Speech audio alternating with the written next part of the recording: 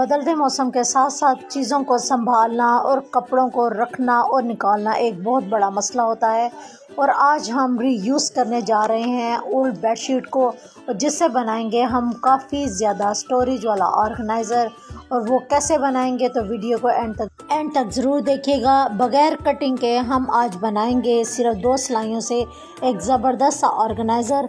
और किस तरीके से बनाएंगे तो चलते हैं अपनी वीडियो की तरफ। बिस्मिल्लाहिर्रहमानिर्रहीम। अस्सलाम वालेकुम। इब्तिसाम क्रिएटिव पावर में आपको खुशामदीद है। Welcome to my channel. हमेशा खुश रहें, आबाद रहें। सफ़ेद चने मैंने सोक करने हैं और जल्दी करने हैं, तो क्या करूँगी कि मैं बॉयल पानी हॉट पॉट में ले लूँगी और मीठा सोडा इसके अंदर तकरीबन 1 टेबलस्पून डाल दूँगी और चनों को आधे घंटे के लिए सोक करने के लिए रख दूँगी। मेरे चने तकरीबन आधे घंटे में ही सोक हो जाएंगे और हंडिया के लिए तैयार हो जाएंगे। अब शॉर्टकट वे पे आप अगर एक से वक़्त में 3 हंडिया बनाना चाहेंगे तो उसका भी एक ज़बरदस्त तरीका है। अब बिलफ़र्ज़ हमने चने बनाने हैं और चने मुझे हुम्मस के लिए भी चाहिए, चने मुझे हंडिया के लिए भी चाहिए और सहरी के टाइम पे इसका सालन भी मैंने बनाना है। तो चने मैंने 1 किलो के करीब ही बॉईल कर लिए हैं। और मसाला बनाने के लिए शॉर्टकट वे पे मैंने एक छोटे से बाउल में मसाला इसका लहसुन, प्याज, अदरक को मैंने सेंटर में रख दिया है ताकि ये मसाला भी गल जाए। तो चने जब मैं बनाऊंगी तो ये मसाला ऑलरेडी मेरा गला होगा और मैं इसको भूनकर चने आसानी से तैयार कर लूँगी और बाकी चने मैं चाट और हुम्मस के लिए यूज़ कर लूँगी। इस तरह एक वक्त में आपके तीनों काम हो जाएंगे और आपका टाइम भी बच जाएगा और आप आसानी से बगैर थकावट के 3 काम कर सकेंगी। सर्दियां ख़त्म हो रही हैं और गर्मियों का मौसम आने को है, लेकिन हमें इसके साथ साथ कपड़े संभालने भी पड़ रहे हैं और इसके साथ साथ मौसम बहार के कपड़े भी हम बाहर निकाल रहे हैं। साथ साथ अपने मोटे भारी भरकम हम कंबल भी संभाल रहे हैं। तो इनके लिए हम एक ऑर्गेनाइज़र बना रहे हैं। वो कुछ इस तरीके से होगा कि ये मेरे पास एक चावल का बैग था, बड़ा अच्छा बना हुआ था और इसकी तारें बिल्कुल नहीं निकल रही थी, बिल्कुल प्लास्टिक बैग था। और इस तरीके से मैंने इसकी पैमाइश ली है कि इसकी 23 इंचेस के करीब इसकी लेंथ है और इसकी ऊंचाई मैंने जितना पूरा बैग था उतनी ही रखी है। इसके बाद इसको हमने कटिंग कर लिया है और जो साइड का जो पीस बचा है इसको भी हम सेंटर से काट लेंगे। और नीचे से ऑलरेडी जो इसकी स्टिचिंग डबल हुई होती है, अगर हम एक तार खींचे तो वो आराम से खुल जाती है। इसी तरीके से नीचे की जो स्टिचिंग है वो मैंने बजाय काटने के इसको ओपन कर लिया है। और ये पूरा बैग मैं जब खोलूँगी तो कुछ इस तरीके से इसकी शेप आएगी। अब इसको मैंने 3 हिस्सों में तय कर लिया है और तय करने के बाद इसके निशान ऊपर और नीचे को लगाएंगे। तो जब हम इसको खोलेंगे तो इसके 3 पोर्शन इस तरीके से बन जाएंगे। मैं उम्मीद करती हूँ कि आपको वाज़ेह इसकी समझ आ ही रही होगी। जब मैंने इसको ओपन किया है तो देखें इसके बिल्कुल 3 बराबर के जो हैं वो पोर्शन बन चुके हैं। और एक पोर्शन की जो अगर इंचेस देखा जाए लंबाई तो तकरीबन 12 इंचेस है। इसी तरीके से तीनों पोर्शंस की जो लंबाई है वो तकरीबन 12 इंचेस के करीब है।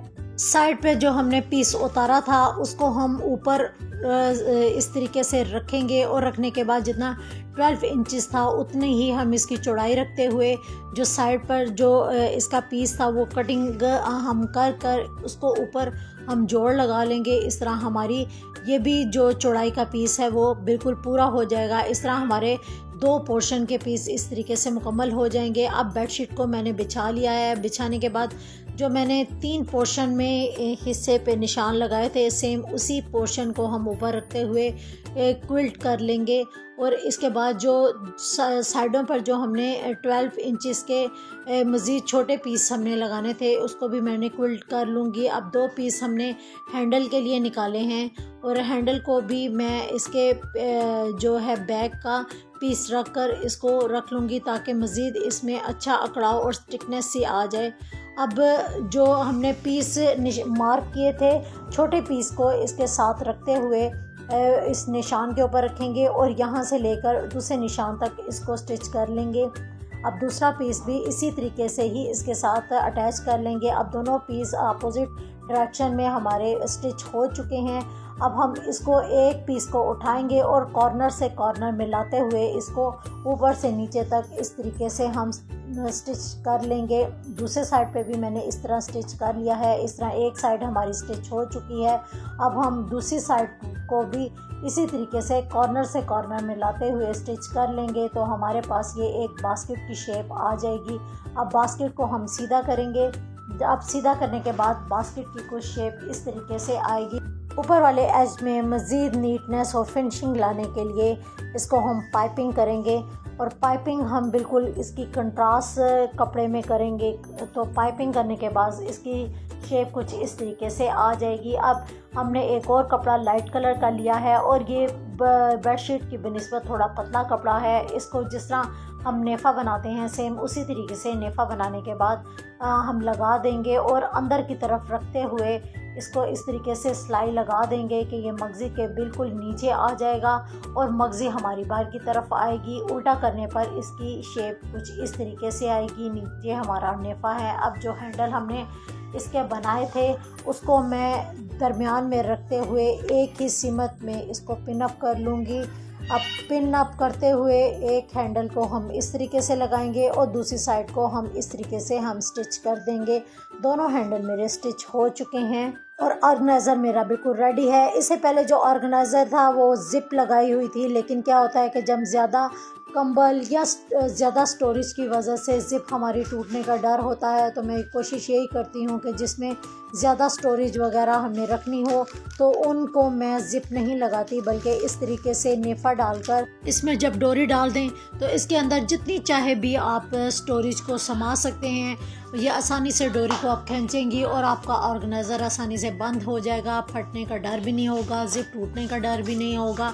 इस तरीके से आप अपने ऑर्गेनाइज़र को जैसे चाहे यूज़ करें। कितनी ही ज़्यादा स्टोरेज अगर आपके पास मौजूद हो तो इसके अंदर आप स्टोर कर सकते हैं। अपने कपड़े काफ़ी भारी जो सर्दियों के होते हैं वो भी रख सकती हैं।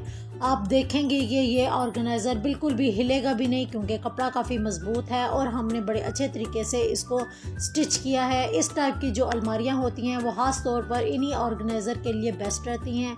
मैंने इसी अलमारी के हिसाब से इस ऑर्गेनाइज़र को बनाया है और आप भी अपनी अलमारियों के हिसाब से इन ऑर्गेनाइज़र को बनाएं और इन अपने कपड़ों को इनके अंदर संभालें क्योंकि सर्दियों के जो कपड़े होते हैं काफ़ी हैवी होते हैं और रखने में काफ़ी मुश्किल होती है। मैं उम्मीद करती हूँ आज की मेरी वीडियो आपके लिए काफ़ी हेल्पफुल होगी।